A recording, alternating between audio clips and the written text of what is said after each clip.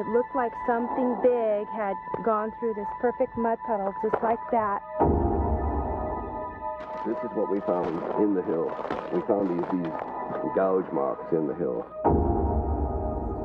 This is a head, a shoulder, and this is the arm, and the legs are here. I think that these individuals who see Bigfoot, or who see the Loch Ness Monster, or who see these things, are using their imaginations. This is what the Gigantopithecus skull would have looked like. We have a theory, and it's speculative only. We have a theory that they hide their tracks.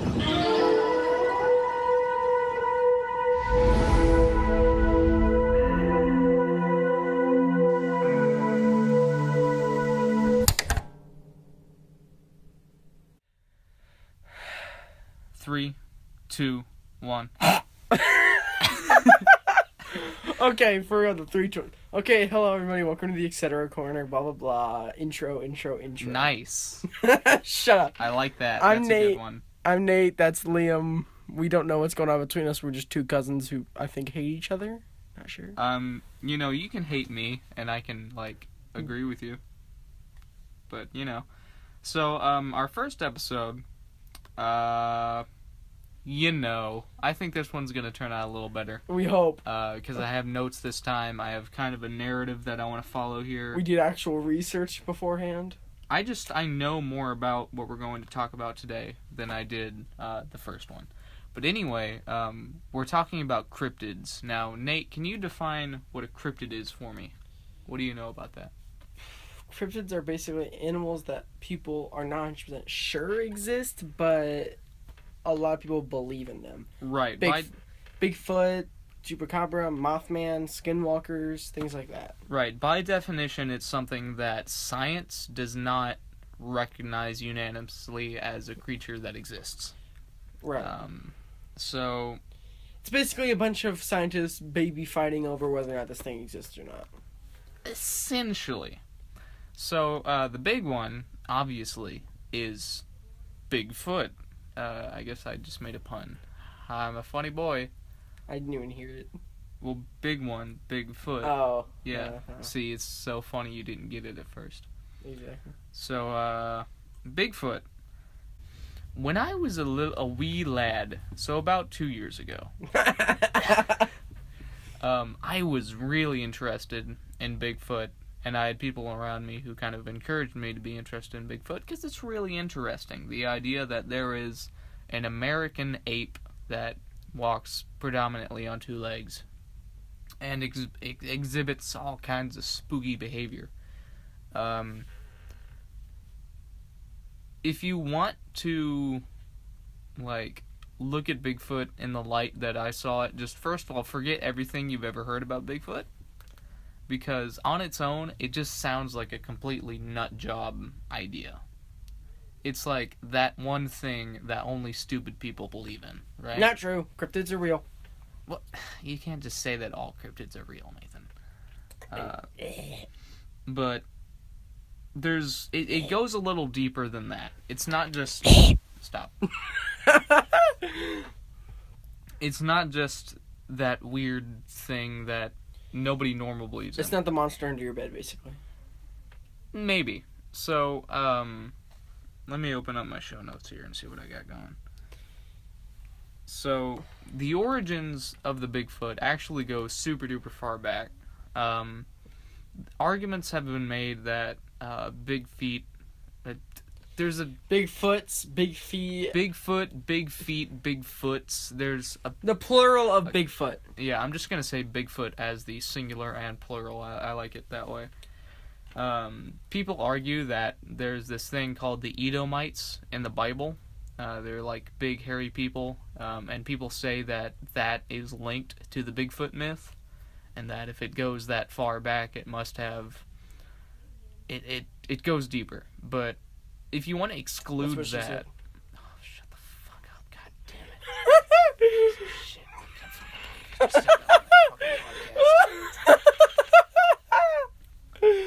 Oh, that was beautiful. So, there's that, and then there's Native American folklore. So, before white people ever came to America, there were stories about Bigfoot.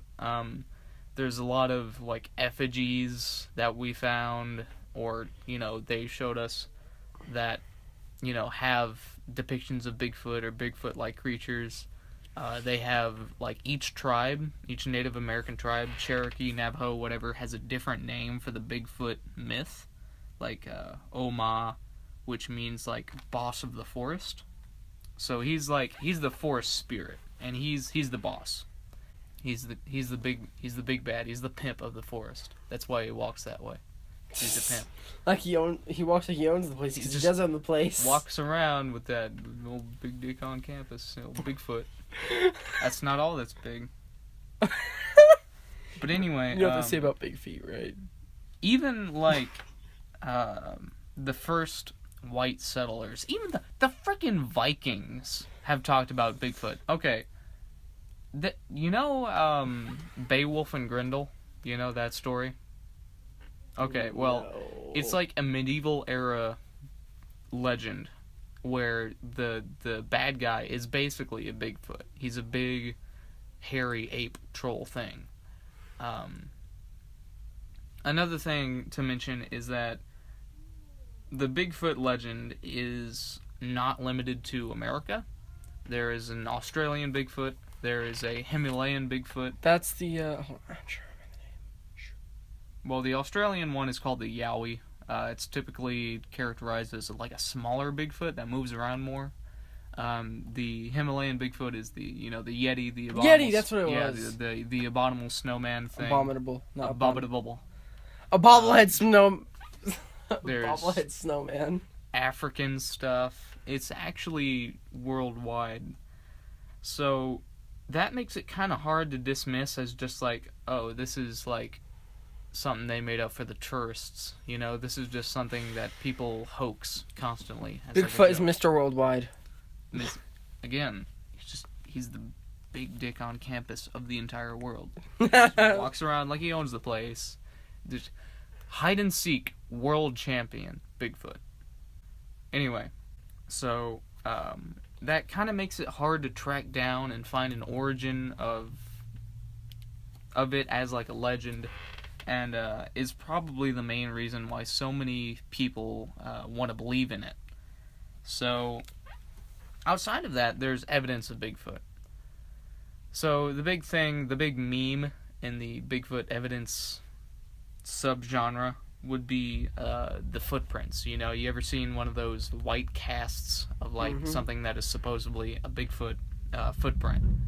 And you know, usually they're like, you know, a foot long.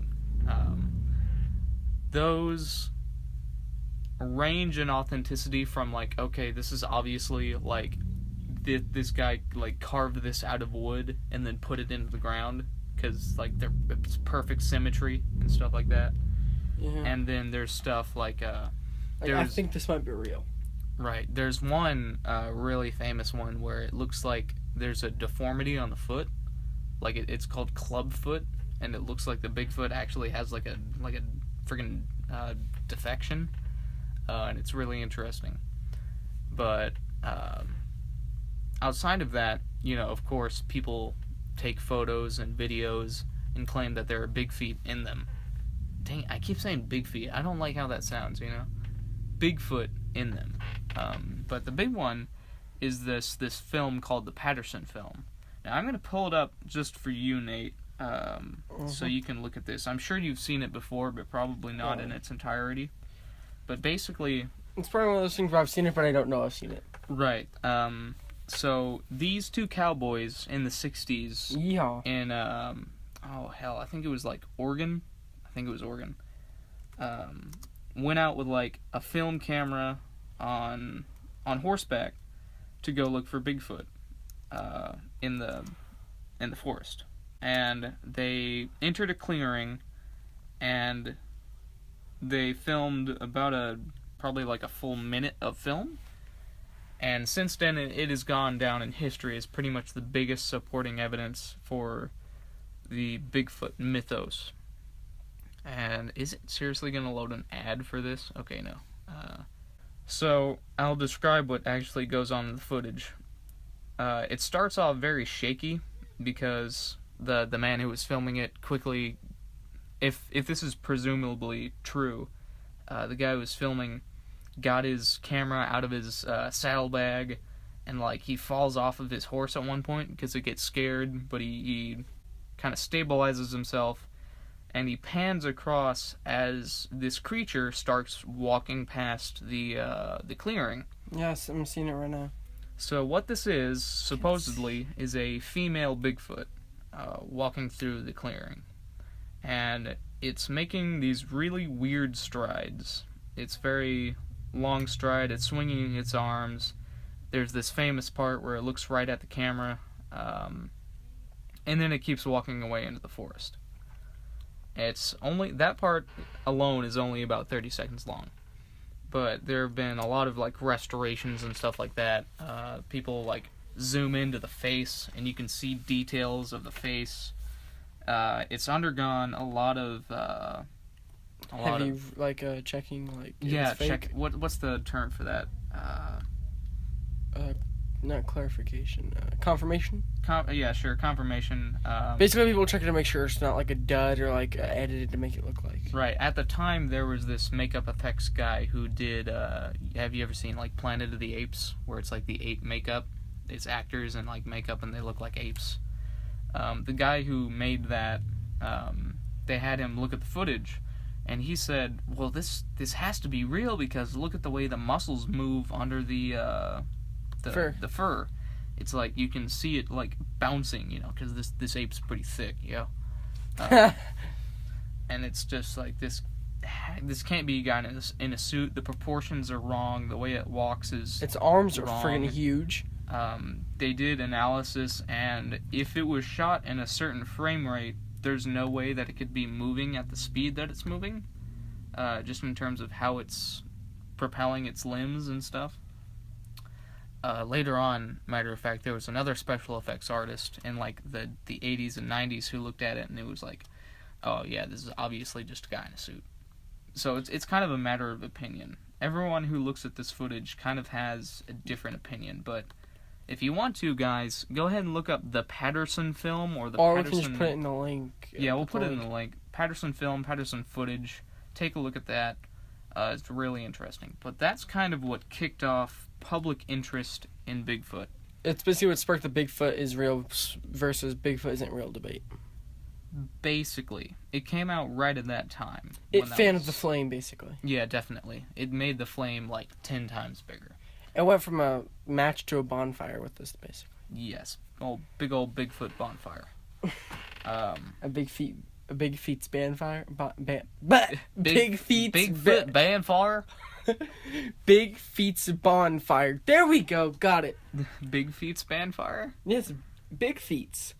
Right. So plural. That's the plural now. Big feet's. This inspired a lot of interest, public interest in Bigfoot. So people like these people who captured this footage started going out and looking for Bigfoot.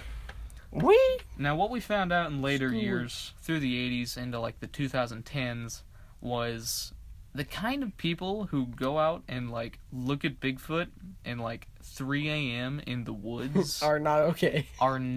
They're very interesting people. Cocaine! You might have heard of a little show on Animal Planet called Finding Bigfoot. Oh, God. Those people are really interesting. Highly recommend that show to anybody who wants a laugh and also a spook.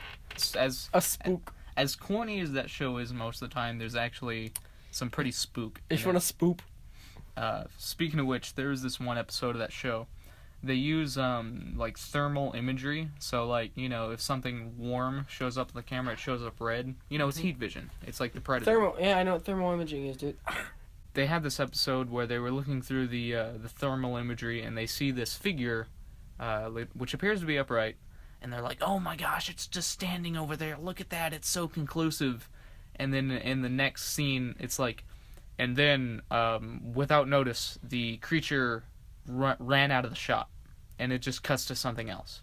So like a year later, they had an interview with those people, and they found out that footage was actually just a horse. It was a horse in a clearing, but because it was like standing in front of the camera, it just looked like an upright figure. But when it walked away is when they saw that it was like four-legged. But they didn't show that part. Four-legged snake. Yeah, and they just made it look like it was, Bigfoot, and they never addressed it, and it was kind of a thing. But anyway, as I was saying, the people who look for Bigfoot. So there's this one guy called Todd Standing. Todd Standing was actually on the Finding Bigfoot show, I think, more than once.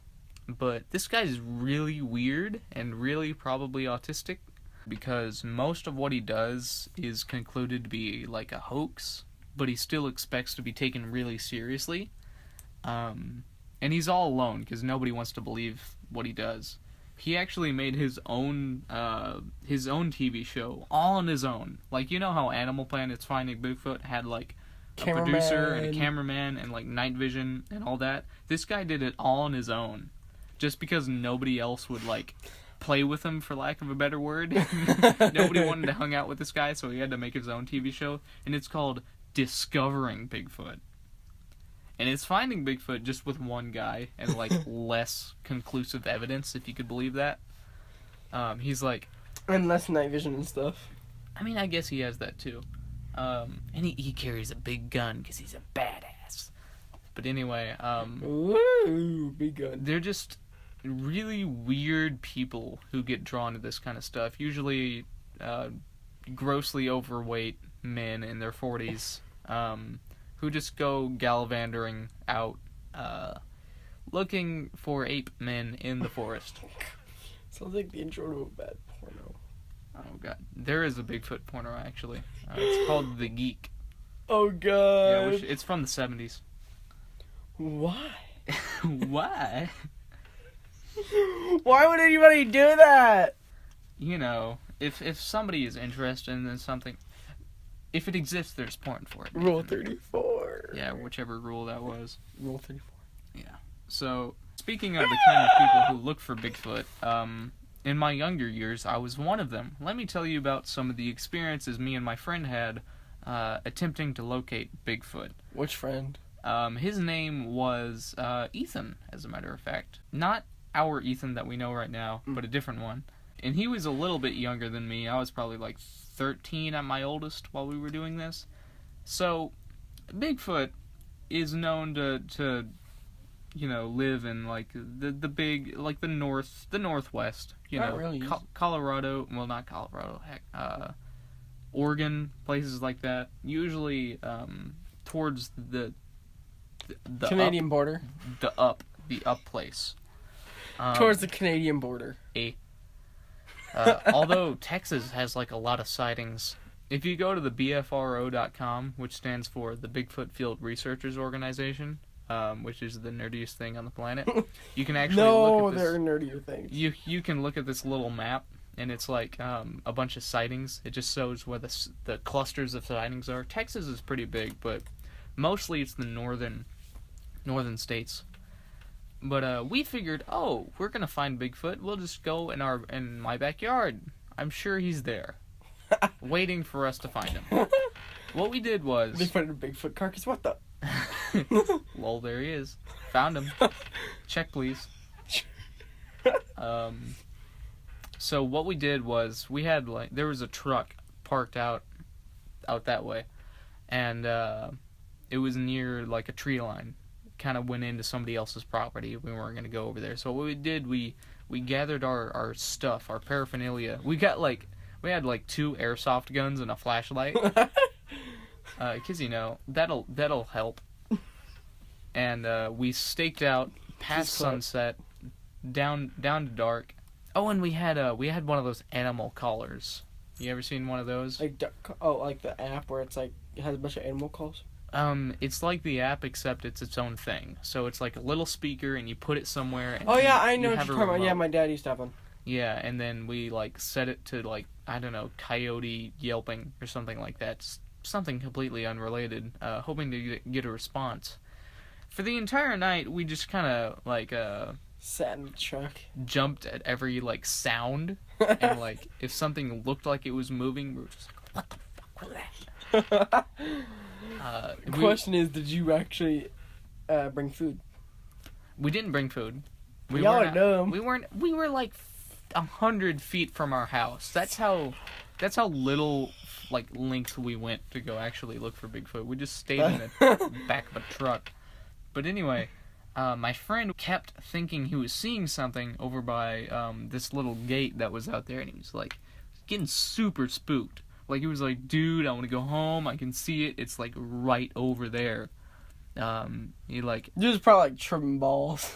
well, he was like, "Dude, I can see the eyes. I can see the fur. It's like right over there," and he could tell that it was right next to the fence, and it was like significantly taller than the fence. So whatever it was like actually standing. And our flashlight like went dead. We're like, "Oh shit!" And we were getting real spooked. I don't actually remember. I guess we just ran home. We're like, just screw it, and just bolted. But I kind of did stuff on my own after that. I remember like actually hearing some significant stuff. Like one time I was out in the woods and I just heard a really big growl and just started like running back to the house on a different occasion. And just I can't put my finger on it though, you know. It's like maybe I just suppressed it from my memory. Coming off of Bigfoot, that is obviously not the only cryptid that is out there. So next up, I'd like to introduce the Chupacabra, which is, for us, quite a bit closer to home. We live in South Texas, for clarification, so you know. Right, so the Chupacabra is... The physical descriptions are really varying. There's basically two main descriptions. Like one, it will be like a wolf kind of like a lizard, like a wolf coyote kind of thing. Mixed like, with lizard. Usually hairless, and then it'll be like weird iguana lizard with like spiky razorback kind of thing and like wings. There's reports of some with wings. From that to like alien, basically. But basically what it does is basically it goes after spotted goats and drinks some dry blood. Yeah, it's a goat sucker. It just drinks blood. You know, like ISIS. From spotted goats. ISIS, goat suckers. Think about it. Makes sense. I mean the goat suck thing, really.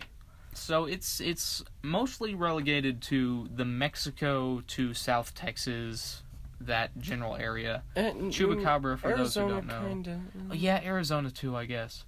But it's basically anything in contact with the Mexican border kind of has some relation to it, you know. Yeah.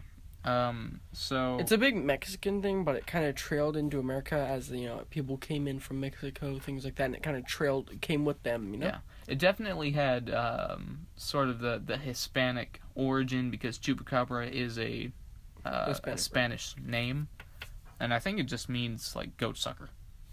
Sometime during the I want to say from the 90s, the late 90s to 2005.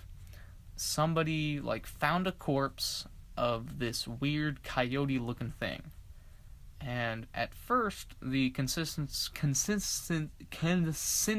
was that this was a coyote with mange. The thing was, the back legs, the hind legs, were significantly larger than any regular coyote. It was a coyote that escaped from Chernobyl. Yeah, boarded a boat and drove from to Mexico. Chernobyl, swam all the way to America, landed in South Texas, and died. More than one of those were found. I don't think they really concluded what that was. A lot of people just said, "Oh, okay, it's this coyote," but they never really explained why the anatomy was different. But it doesn't really matter.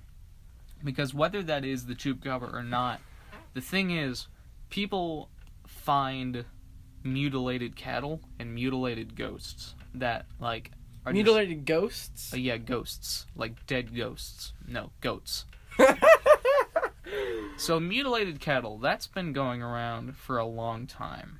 So, whether there's photos of the Chupacabra or a body of the Chupacabra, the big thing that the Chupacabra legend has going for it are dead animals. These dead animals. And AKA spotted goats. They're really, really weird most of the time. It's usually there's like would bite Yeah. area near the neck. There's like 2 holes in the neck, and occasionally, most of the time, there will be no blood found on the animal. Little to no blood. Little to no blood left in the corpse.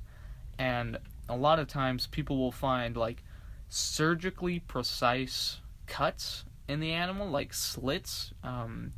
Certain organs will be missing. And this kind of led people to stray away from the idea that this was like a chupacabra or a specific animal, and more towards that this was some sort of cult practice or even aliens. Because again, the cuts were so precise that it made people think, oh, it's the freaking reptilians. They're harvesting our cattle and they're gonna make us the new cattle. So that's sort of the basis of why the chupacabra sightings have been linked with the dead animals. But what I was wondering was, did they find any reason to believe that the large-legged coyote or whatever that was could have done any of this? Or, because as far as I know, the photos that I've seen of it, it just has like regular coyote teeth. Stop screwing around with this. It's very sensitive. There we go. Are you talking about a millennial or the cord? It's a millennial cord. It's Amazon Basics. It's new. So I don't think that large-legged coyote really has anything to do with the mythos.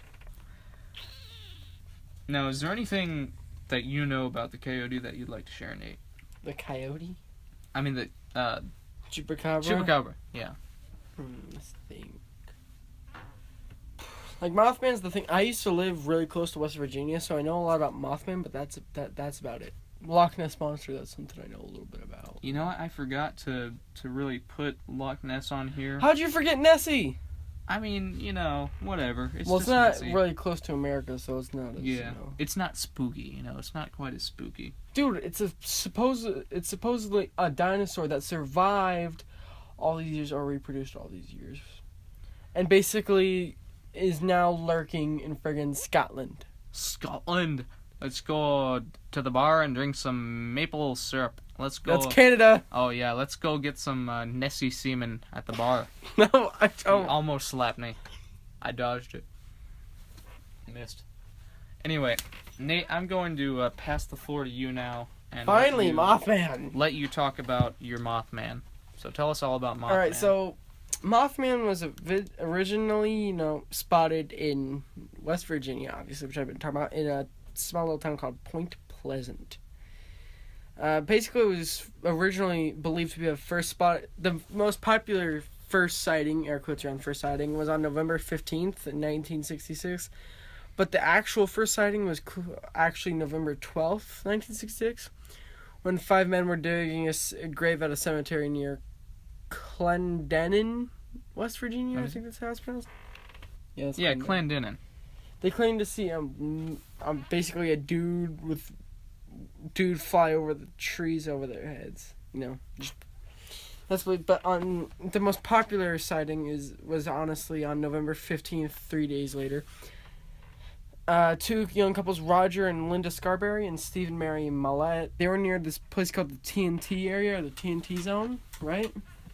Which is basically an old World War II munitions factory. But they were driving down the road.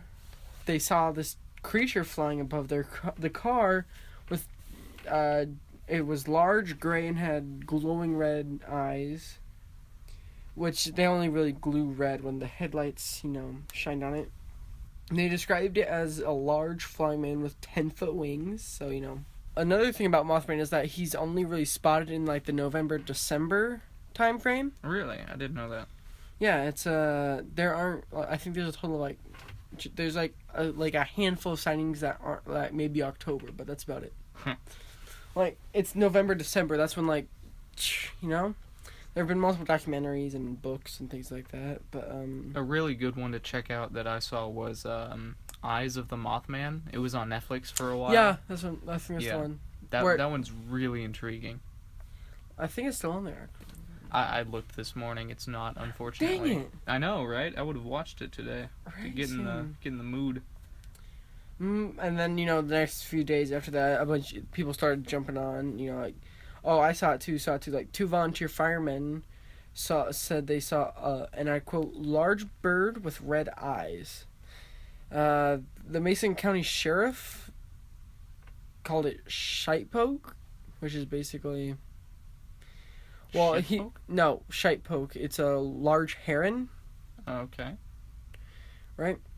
And basically that's what he believes it is and stuff. Like, a contractor who lived on some land, one night his dog started acting up and his TV was like, acting up, right? And then eventually, like, his TV straight up blew out, like the screen like blew out. Jeez. And the dog started freaking out and like busted through the front door and just ran out into the yard, right? And he saw these 2 red lights, air quotes, which were really eyes, when he shined his flashlight towards it, All right. Right, moving around, and like his dog chased after it, and then like his dog was never seen again. Poor dog. Bork in peace. Yeah. But basically, yeah, his TV blew out, and his dog ran off, and he was never seen again. He believed it was the Mothman, But there's another time when this man was driving down like this long stretch of highway. This was actually during daytime, so this was okay. Yeah, this was daytime. So like, he basically saw this giant, like 10, 11 foot wingspan, right? Fly over his car, like it was like a very like darkish gray kind of, right? With red eyes.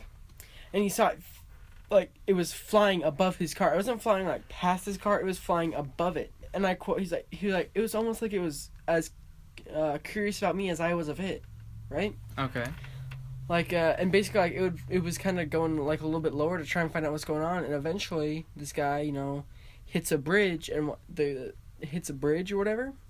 Like he runs into it with his No, car? he drives over. Oh, drives. Like, Okay. He goes to the bridge, and the Mothman flies back towards like a river. Mm-hmm. It flew towards a river down deeper in the woods.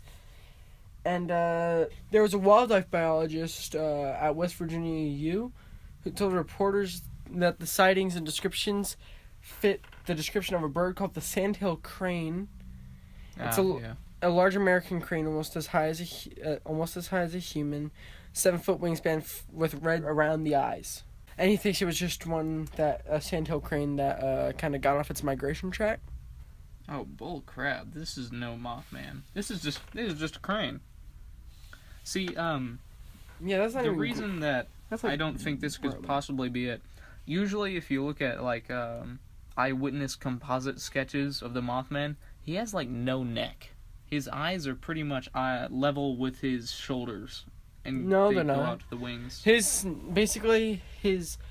chin is level with his shoulders. And there's another time when there was actually this whole thing in the TNT area, like hundreds of people came out trying to hunt down and kill Mothmen. Right. Trying to take her like, ooh, I got it, I am the man, kind of thing, or woman. I am the Mothman. I am the ultimate Mothman predator. Right, yeah. But there's these 2 guys who were like, this wasn't during the hunt. There's actually a story I'm going to tell that consists of the hunt later. But basically, these 2 guys, they went into the TNT area just to try and catch a glimpse, right? And they see him. They actually see him, right? All right, yeah. Fly over and towards one of the old derelict munitions factories. Because remember, the TNT area was composed purely of like bunkers and ammunition factories during World War II. So basically, they see him fly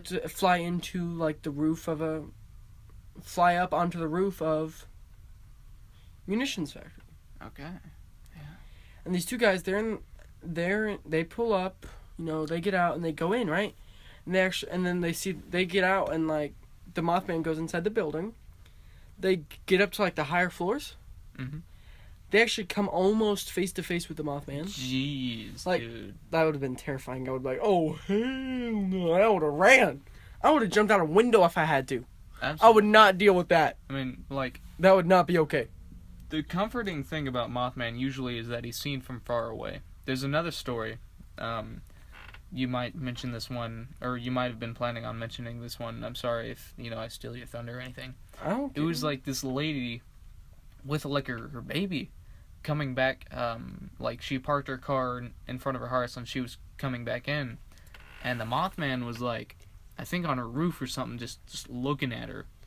And one thing to say about the Mothman's eyes is like there's kind of a sub-legend about the Mothman Mothman that says that the eyes are like Hypnotic? somehow hypnotic and can induce nightmares and night terrors and stuff like that.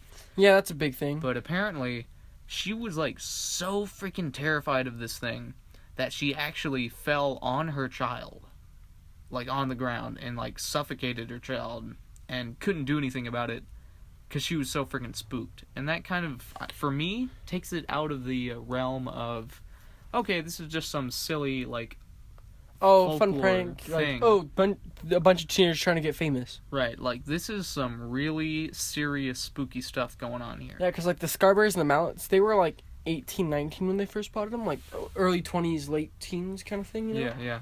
So, it's not one of those teens trying to get famous. This is, like, escalating. Okay, let me finish the story about... So, they're in the derelict building, right? They get to the top floor. Not the roof, but, you know, like, the floor underneath the roof. Mm-hmm.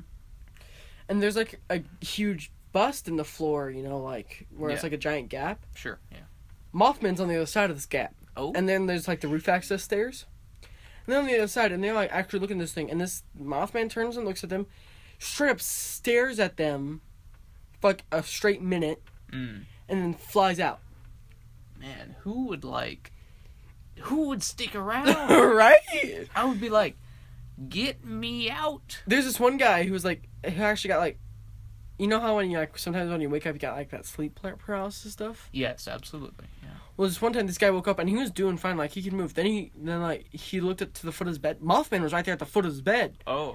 Then he literally, like, froze up, like, straight up, like, he could not move. Sure, yeah. And he's sitting here staring at this Mothman, and he's like, he felt, and this was, like, a really religious Christian, he felt like this was the incarnate of sin. The incarnate of sin, specifically. Yeah, he felt like this guy was the devil. You're right, yeah. Like, he straight up, like, he prayed his guts out, basically. He's like, he was praying, and, like, after, like, a straight minute of praying, Mothman just left. He left. Yeah. And then the guy was fine again. Like, nothing happened. Like, I can move my arms, I can move my legs, I can move my head. I can get out of here right now, because I just saw the... Burn the house down! Burn the house down! Screw the insurance money, I'm out! But that's just another one of those things where that takes Mothman specifically out of the realm of, like, this is a very interesting and unnatural creature, to this is some sort of metaphysical being. That's terrifying. This and the main thing that Mothman is known for doing, appearing right before, like, these horrific accidents. Like the bridge collapsing. Yes, the bridge collapsing. I'm trying to remember the name. Example. I'm trying to remember the name of the bridge. Let's see, hold on. Was it in Point Pleasant specifically? It crossed Point Pleasant and another city in another state. So while you're looking for the specifics, I'll go ahead and say, yeah. Silver Bridge. Silver Bridge. Yes, that sounds familiar. December 15th of hold on. Connecting Point Pleasant, West Virginia and Gallipolis, Ohio. Okay. So yeah, this, there's a famous photo taken that appears to show the Mothman on the bridge, and because the bridge is still intact, obviously it was taken before the bridge was destroyed. Right. And I think there was maybe an incident with fire that showed the Mothman was there before the accident. No, there was no fire. Okay, then I'm probably thinking of something else. What happened is, this was a really interesting thing, because the thing that caused it, they believe, was a defect of 0.1 inches. In, like, the structure of the bridge? In an eye bar. A single eye bar with a defect of 0.1 inches. That is not coincidence. Mothman being there, and then, you know, like, seriously. So, right. I don't think that, because something like that, I don't think would cause an entire bridge to collapse. Like, the entire middle, basically, like, seriously, like, it snapped and, like, the entire middle came out, basically. Right.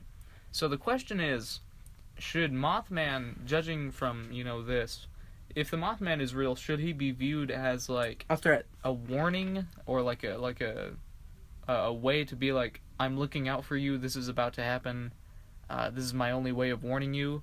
Or should this be like, I am a freaking harbinger of death, and I'm gonna go up here and this is my revenge kind of thing, right? I'm gonna go up here and rip some asses. Right. But because he's, you know, in the TNT area and stuff, and there's probably at least a little bit of waste, because, you know, What if this is his revenge on humanity for creating him? Well, I forgot to mention, actually, in that TNT area, there was more than a little nuclear testing going on. Oh, yeah. And they speculated that it got into the water supply. There's a big lake near the TNT area, and they're thinking... It's in the TNT area. Yeah, yeah. And they're thinking, like, some sort of bird started mixing in with this nuclear stuff, and that it could be a nuclear mutant. But even still, that doesn't explain all this weird metaphysical, Like the hypnotic thing. overly coincidental stuff. Right. So that's a really interesting one. Yeah, Mothman honestly has to be my favorite cryptid. I'm trying to think of some other times. There was this one time, right? This is actually during the hunt. The story I was talking about a second ago. Yeah. But this lady is with her husband and her kids. Mm-hmm. Driving in because the husband wants to try and everybody in the family wants to try and catch a glimpse of the Mothman. Right. They're driving like, you know, how it's full, the TNT area is full of hills and small mountains and things like that, right? Mm-hmm. They're driving on one of these like hillside roads, you know, that like there's the edge right here and it's carved into the mountain kind of. They're driving along one of these. Mothman ends up flying by, right? They're freaking out.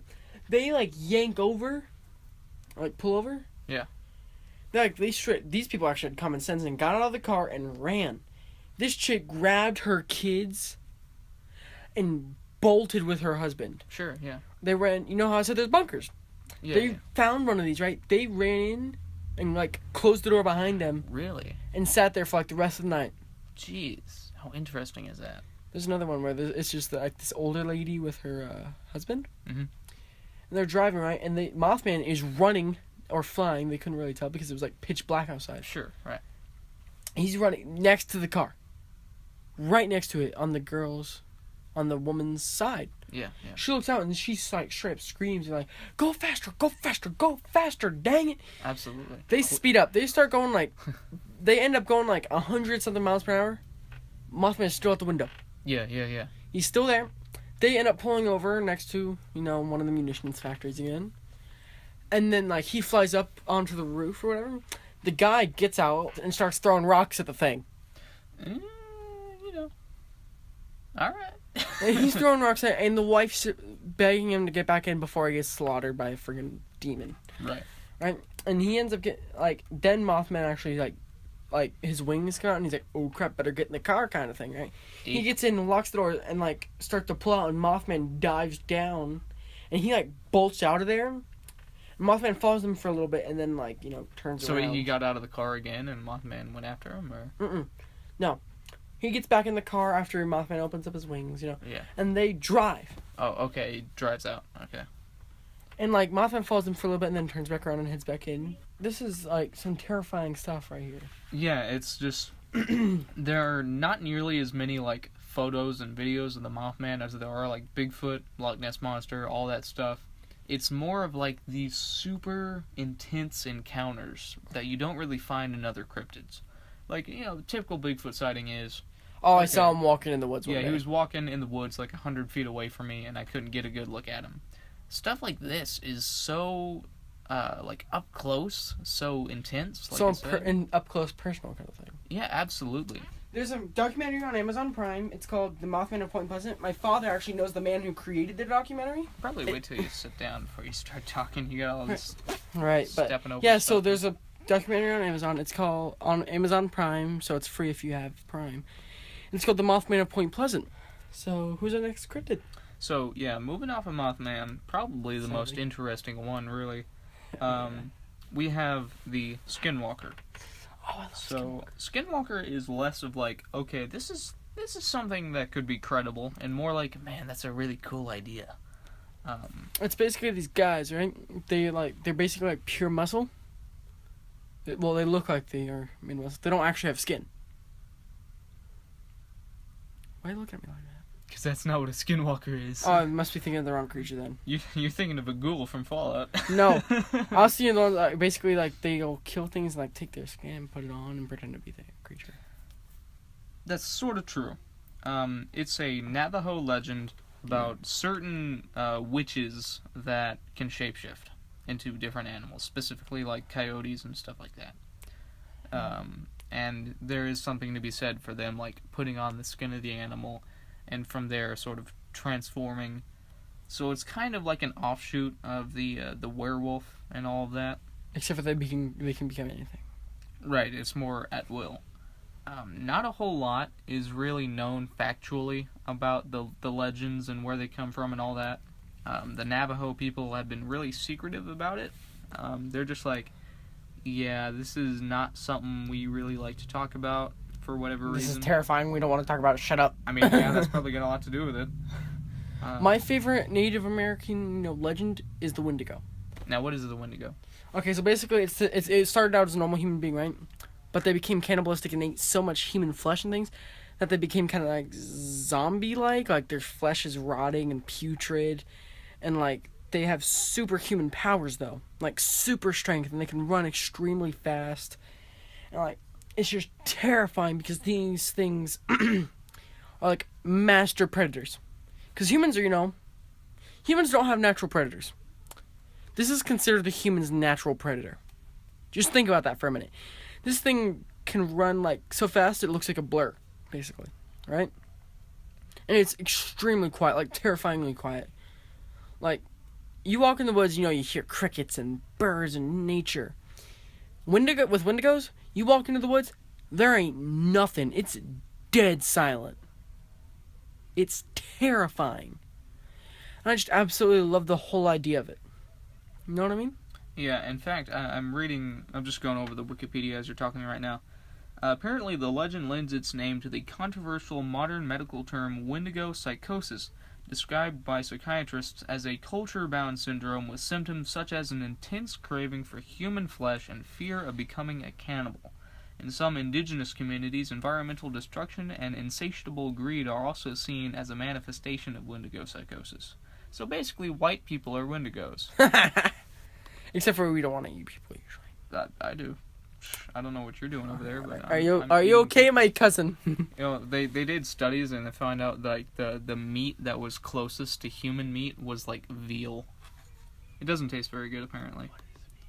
It's like imagine a cow, but instead of like hearty beef, it's like a really soft kind of less tasty meat because of how the cow was raised. They just like it's really like a malnourished cow or something. Not really malnourished. It's just like imagine if you just kept a cow in like a really dark room and like didn't really stimulate it. Maybe they don't feed them as much. I don't know. But that's veal. So apparently it doesn't taste very good. But anyway. Yeah, Wendigos are also really cool. I forgot about Wendigos. But, yeah, there's not a whole lot of information. And, Native Americans witches are usually just evil. So it's kind of like born from that idea. That's just like one of many things that evil witches can do in their culture. There's this really creepy video on the internet. And it's like recent footage, like camcorder footage, of this. It's so weird and uncanny. It's like imagine a canyon wall, okay, and you're like you're on ground level, so it's on top of you. Well, not on top of you, but it's like taller than you are. Above you. And you're looking at it.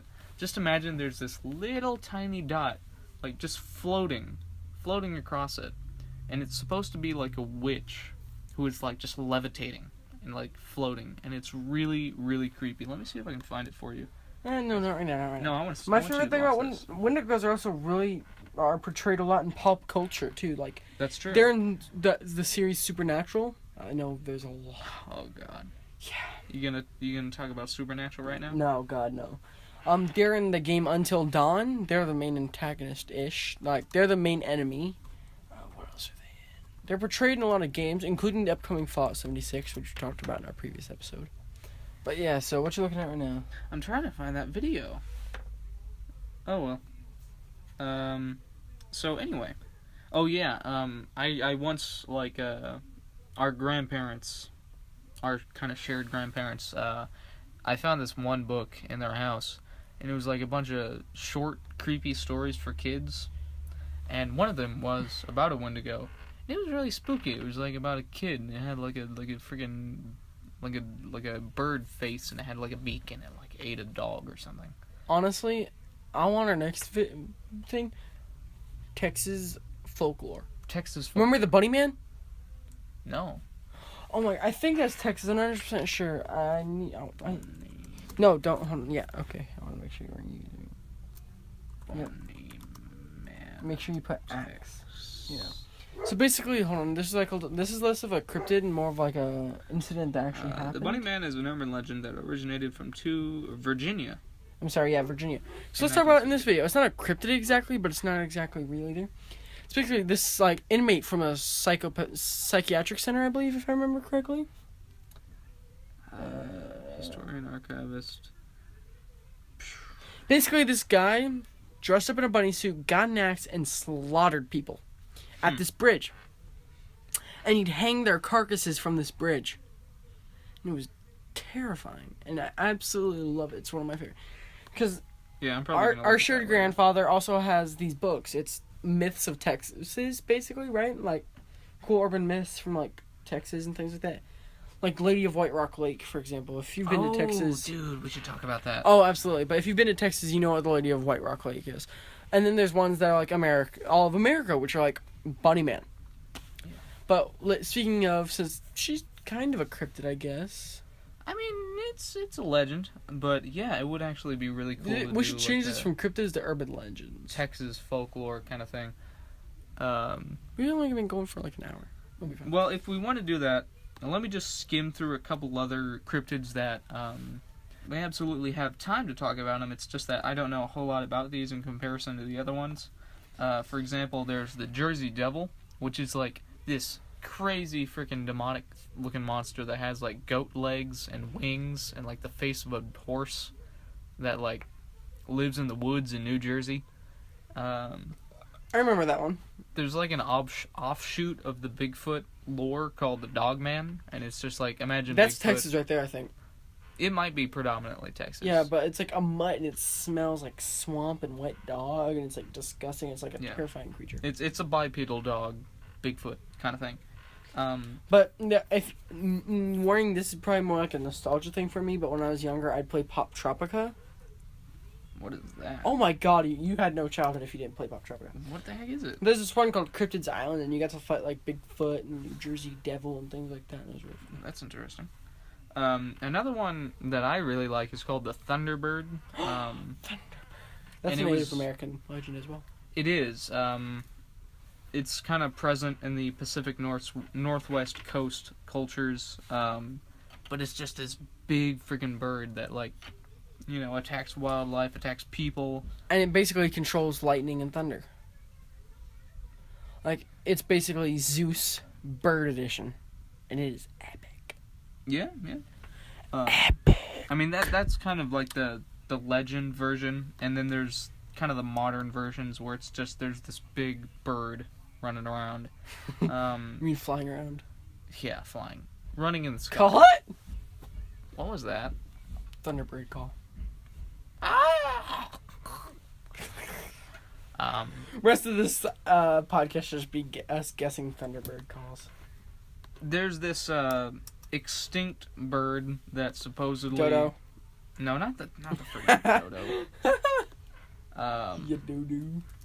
That supposedly could be the Thunderbird. You know, it's just like that bird, but still alive. It was a freaking huge bird. But apparently they can attack people. But that one's really cool. I also wanted to mention the gray aliens and the UFOs.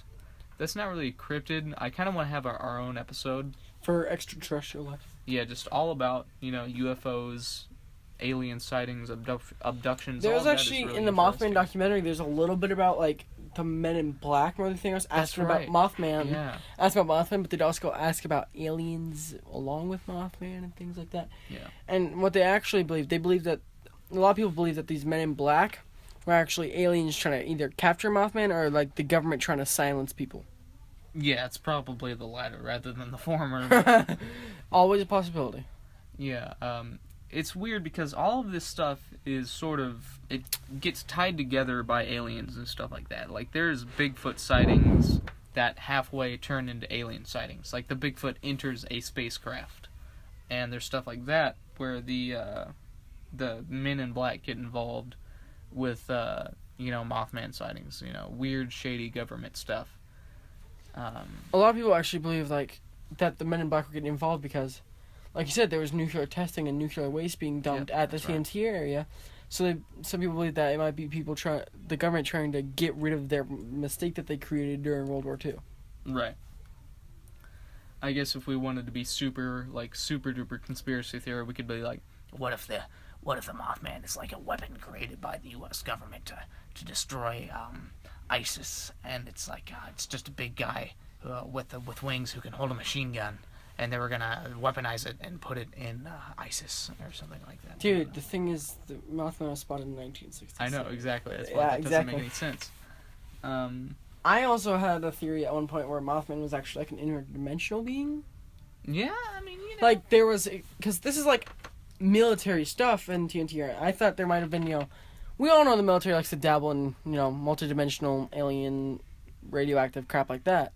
We all know I didn't know that, but, dude, it's common knowledge that they like to tamper with space-time. Is it? Is it really? Every good conspiracy theorist knows. I'm not. Area 51, dude. Area 51 is a generator for the Great Pyramids of Giza and the lost city of Atlantis. Anyway. Okay, but legitimately, I honestly believe that maybe the U.S. government was tampering with, interdimensional things or like things like that, Yeah, I mean, because it's not outside the realm of possibility, because they have actually talked about like space-time and things like that, they've actually talked about that kind of stuff. So what if they actually got it to work, and then Mothman was a result of it coming through, and it got shut down because something went wrong, obviously, because something always goes wrong with stuff like that. Yeah. But what if Mothman was an interdimensional being, and we brought him here, and he's pissed about it?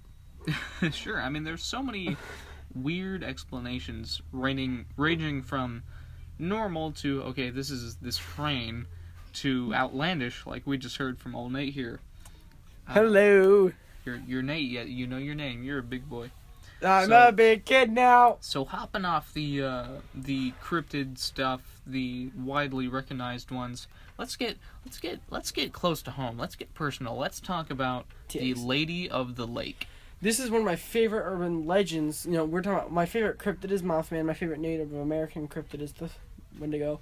This is my favorite urban legend. Mine too, because I'm sure, much like I was, our grandfather probably told you this at a young age. Oh yeah, absolutely. Like, this was one of my favorite stories as a little kid. My grandfather, it'd be the middle of the night. Me and my grandfather would be hanging out in the living room with milkshakes, and he'd tell me this story, and it was amazing to imagine things like this. Oh yeah, especially when you're young, man, and especially when you're close to it. When you're there. This was literally 45. This was less than 30 minutes away from where I was. Yeah, I mean, it was This was in Dallas, Texas, man. And the actual lake, a little bit of history about the lake, actually used to be a POW camp during World War II. Bet you didn't know that. I did not know that. Our grandfather actually told me that.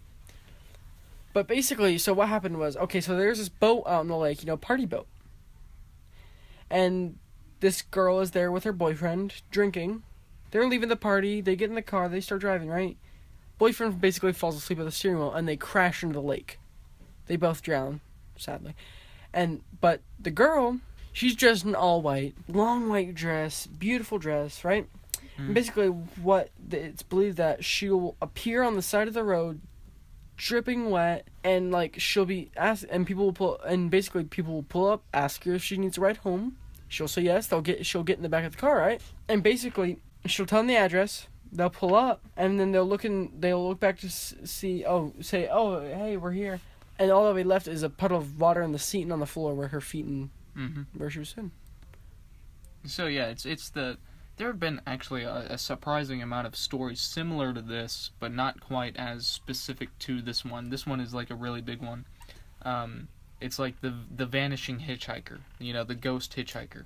There's a lot of these for some reason. But anyway, yeah, it's just so weird. And I don't.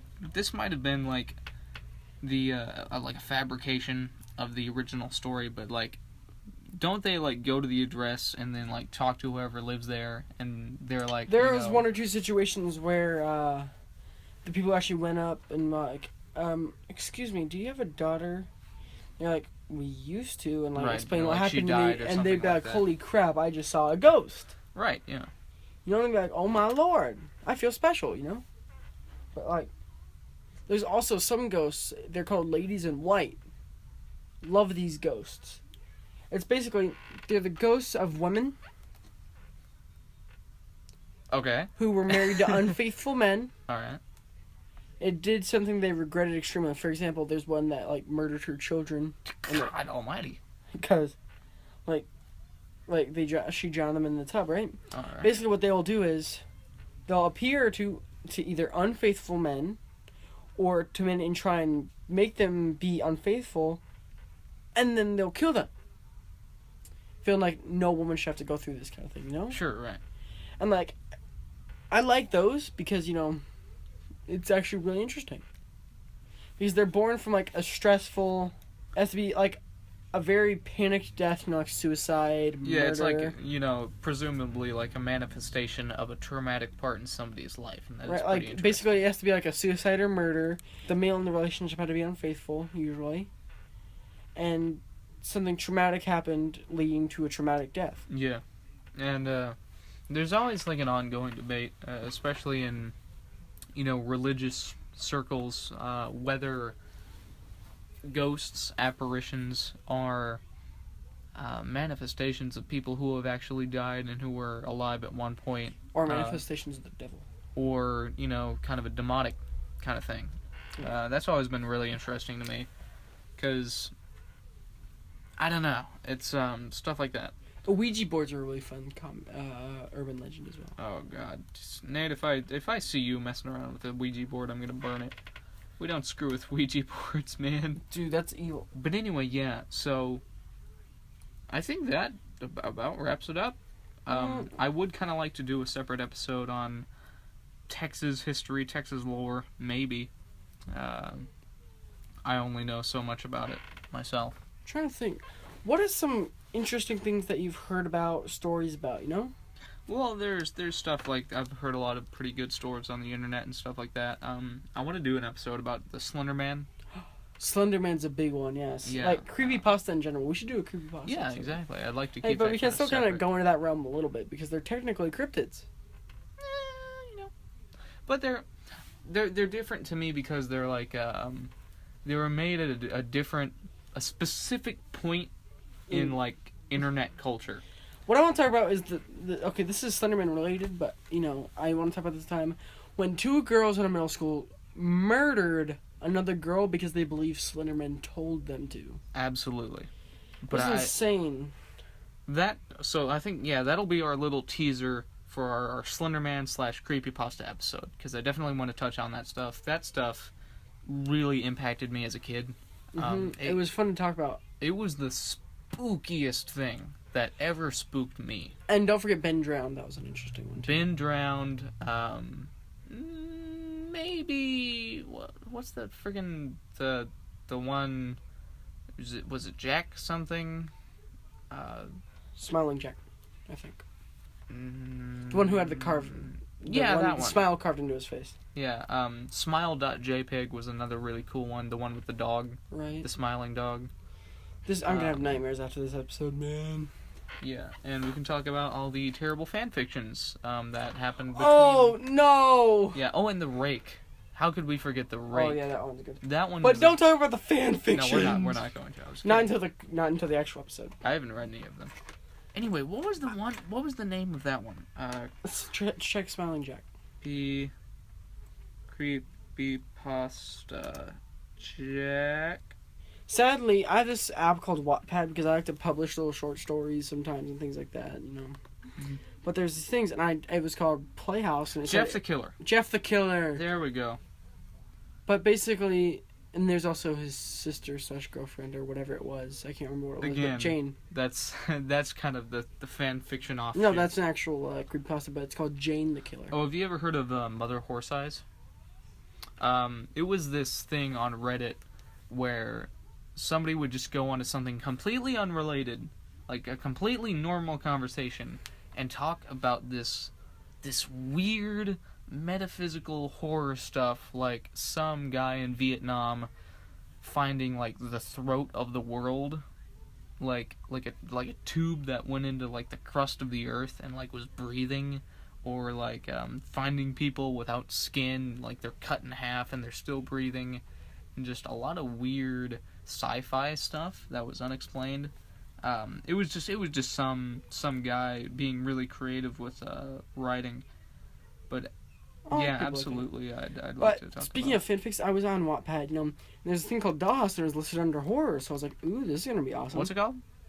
I think it's called like The Dollhouse or something like Oh, that. Dollhouse, okay. But it's basically all the creepypastas and stuff that hang out with this little girl because she has no friends, and it's like, oh god, why? They're supposed to murder people. Another one is Taking Jack or something like that. called 1999. I'd really like to talk about that one too.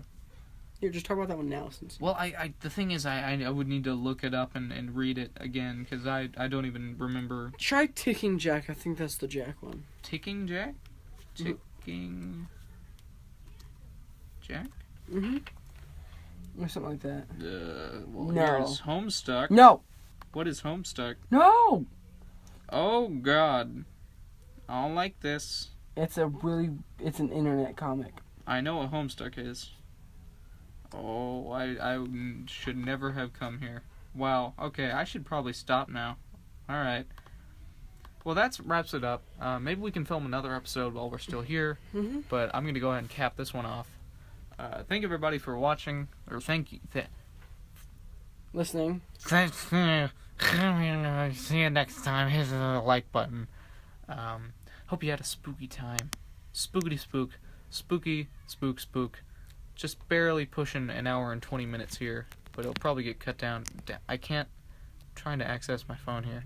Okay. Bye-bye.